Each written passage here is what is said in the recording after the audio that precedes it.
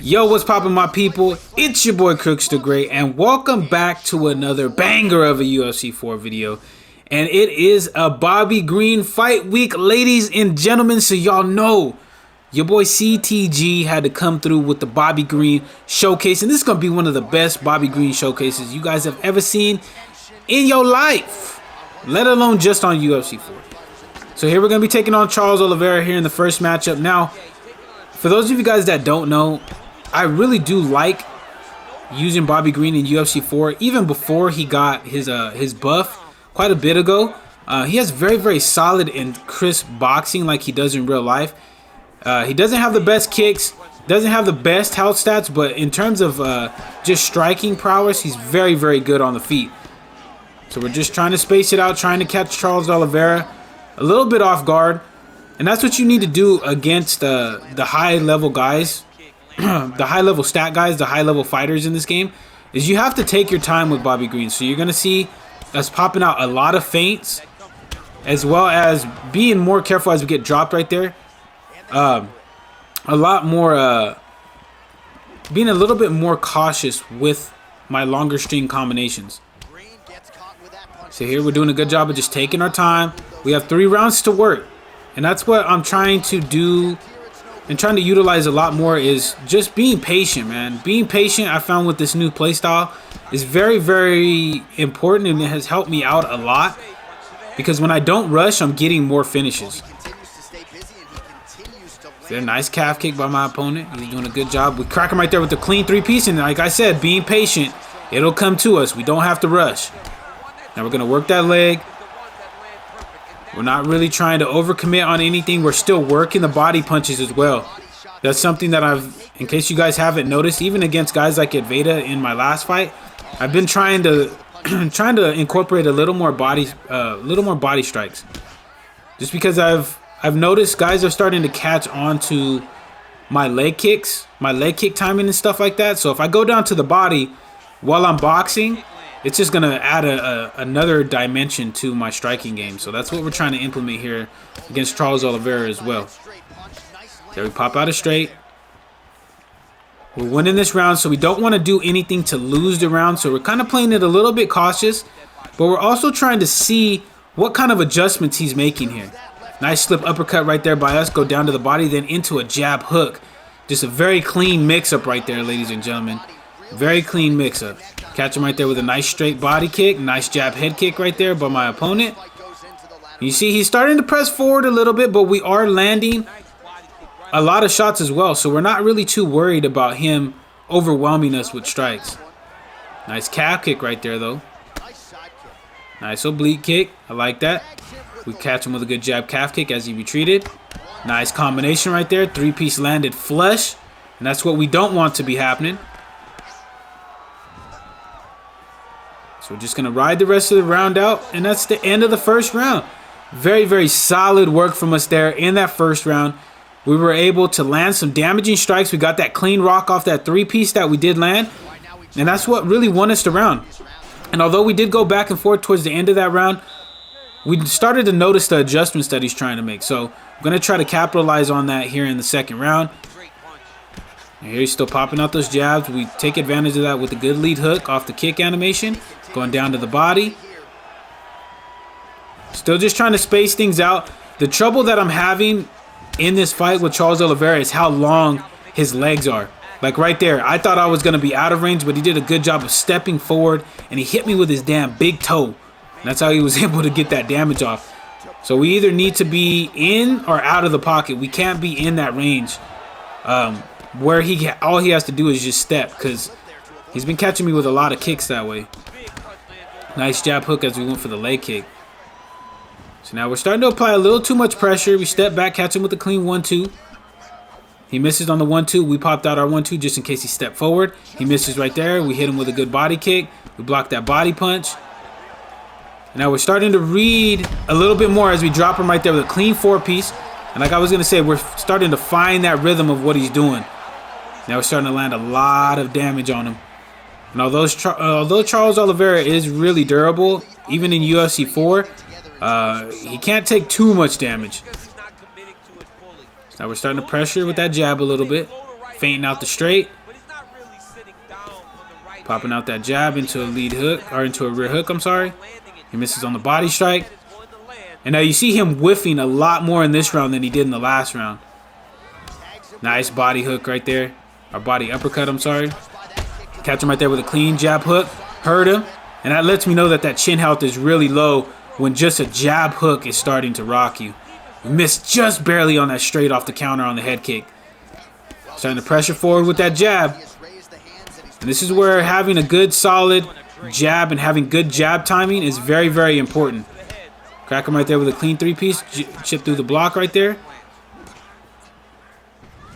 Nice switch kick by my opponent. And notice how we're not rushing. We're just slowly but surely breaking that block down.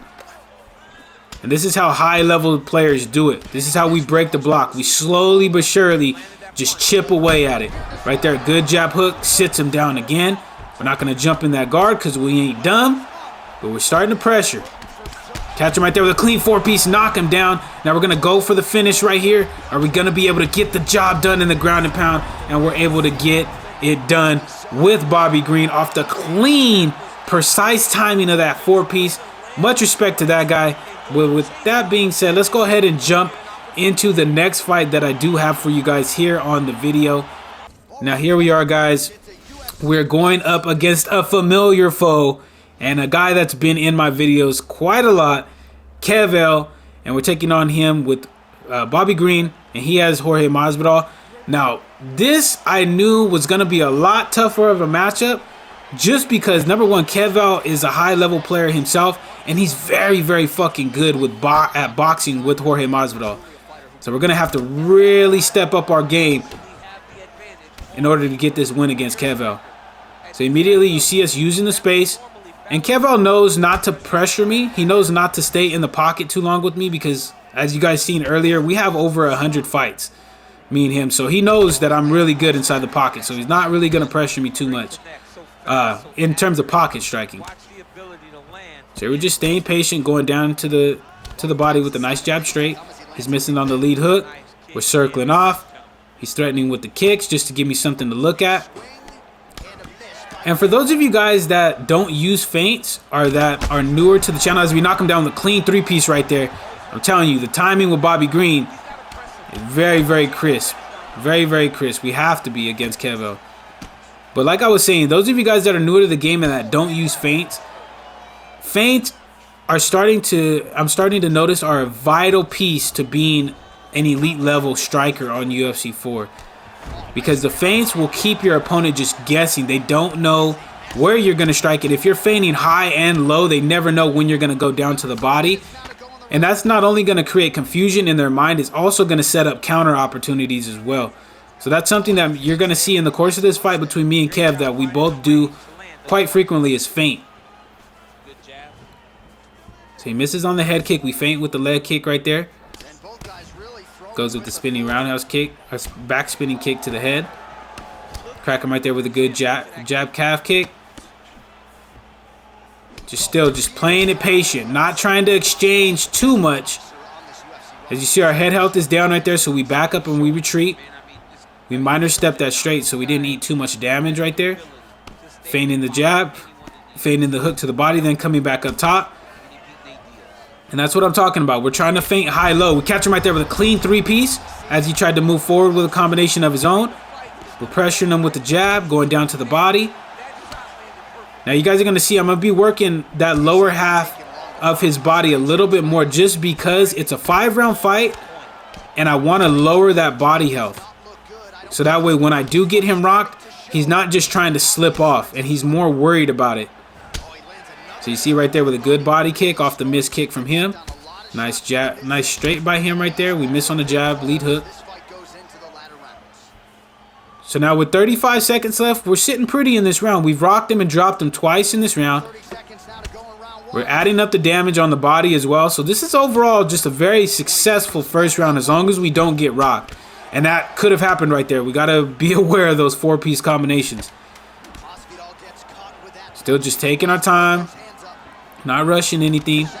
That's going to be the end of the first round right there, ladies and gentlemen. Now, solid work from us there in that round. But we're going to need to be be aware of the adjustments that Kevel is going to make heading into the second round, because he knows that he needs to adjust or else the fight is not going to go in his favor.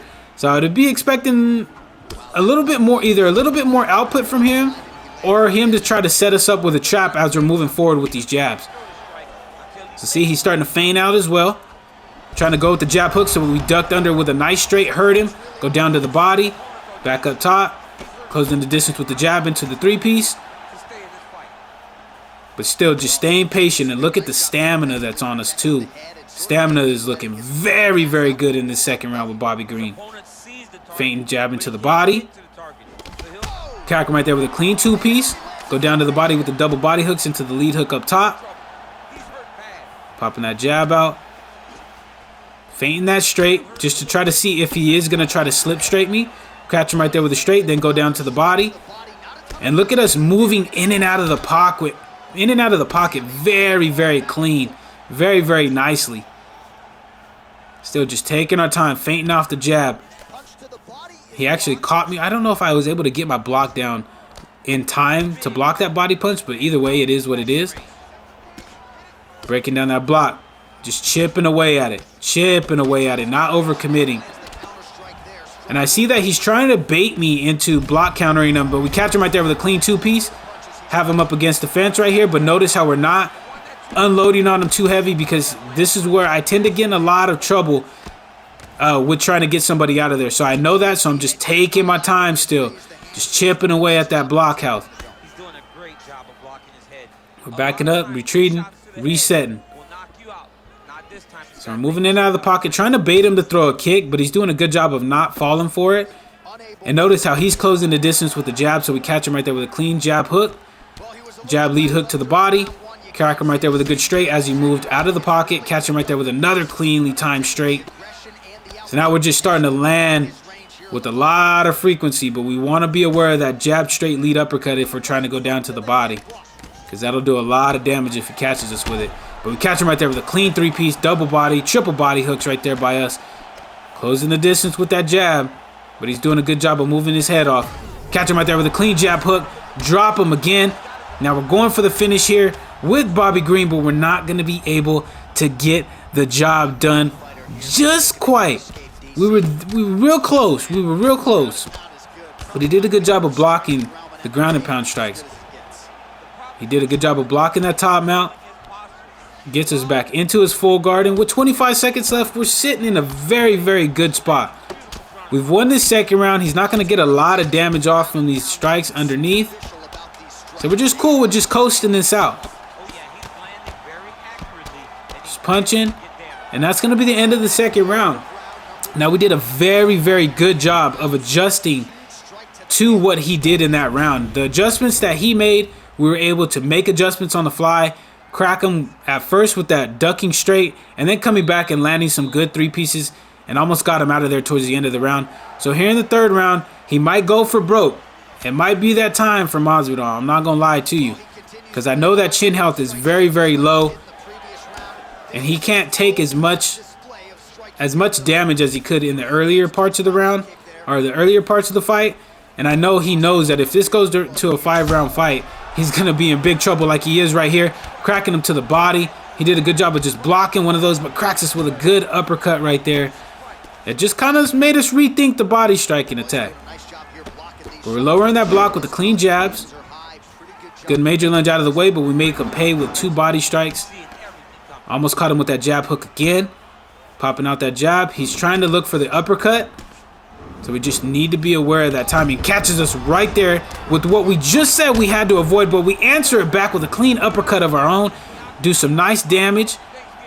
And now you see his volume of strikes has decreased a lot just because of how much we hurt him, but he hurts us right there with a cleanly timed straight off the nice duck. Nice. He almost caught us right there with a clean pull counter uppercut. So we need to reset because he's starting to find the timing a little bit. So we're trying to mix up. Just taking our time, popping out the jab. Nice jab hook right there, sits him down again. Is that going to be it? It's not going to be it. But we have him up against the fence, so we're going to let him off the hook. But we're not overloading on combinations. Crack him right there with a clean jab hook again, and that's gotta be it. And it is it, and we're able to get the KO dub with King Bobby Green against a high-level fighter in himself in Kevel. Good fight to him, respect to him. But that's it for the video, guys. If you guys did enjoy this video, make sure, and you guys are new to the channel, make sure to slap that subscribe button as well as slap that like button. I do post UFC 4 content on this channel daily, and I am going to start posting some Undisputed content every now and again. But until the next video, guys, take it easy, be safe, enjoy the rest of your guys' day, afternoon, evening, depending on where you guys are watching this from, and I will see you guys in the next video.